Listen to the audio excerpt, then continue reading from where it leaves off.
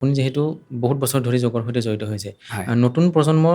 যোগৰ প্ৰতি আকৰ্ষিত মানে আপুনি পায়নে বাৰু যোগৰ প্ৰতি কেনেকুৱা তেওঁলোকৰ ৰেছপন্সটো কেনেকুৱা বাৰু এতিয়া এতিয়া আকৰ্ষিত হৈছে এইখিনিতে ক'ব লাগিব যে হেৰি শ্ৰদ্ধাৰে ক'ব লাগিব নৰেন্দ্ৰ মোদী ডাঙৰীয়া যেতিয়া 2015 পৰা ইণ্টাৰনেশ্যনেল য়োগা ডে আৰম্ভ কৰিলে কৰিলে 14ত এইটো এনাউন্স হৈছিলে হয়। 15ৰ পৰা আমাৰ আৰম্ভ হৈছিল। কৰিছে তেতিয়াৰ পৰা গোটেই গ্ল'বেলি য়োগাৰ যি প্ৰসাৰ বৃদ্ধি পাইছে অ'কে তো আগতে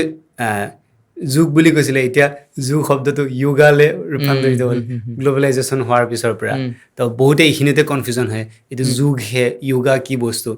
একচুৱেলি এইটো মানে জাষ্ট টাৰ্ম এটা আৰু চেঞ্জ হৈছে য়োগা বুলি তো যোগটোকে য়োগা বুলি কয় তো সেই নৰেন্দ্ৰ মোদী ডাঙৰীয়া যেতিয়া আৰম্ভ কৰিলে তাৰ পিছৰ পৰা লাহে লাহে ইয়াৰ প্ৰসাৰ যথেষ্ট বাঢ়িছে এতিয়া যোগৰ বিভিন্ন ধৰণৰ কোৰ্চ আহিছে আমি যেতিয়া পঢ়ি আছিলোঁ তেতিয়া অকল কায়গী কোৰ্চটো আছিলে আমাৰ অসমত কায়গী মানে আমাৰ শৰীৰৰ কাৰণে যোগটো তাৰপিছত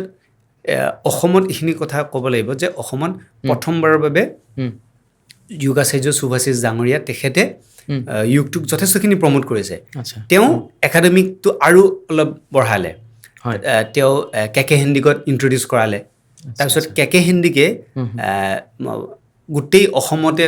সেই যোগাৰ ডিপ্ল'মা কোৰ্চ এটা আৰম্ভ কৰিলে সেইটো যথেষ্টখিনি ষ্টুডেণ্ট ওলালে আমাৰ নিচিনা হওক বা আমাতকৈ ডাঙৰ আমাতকৈ সৰু বহুত ওলালে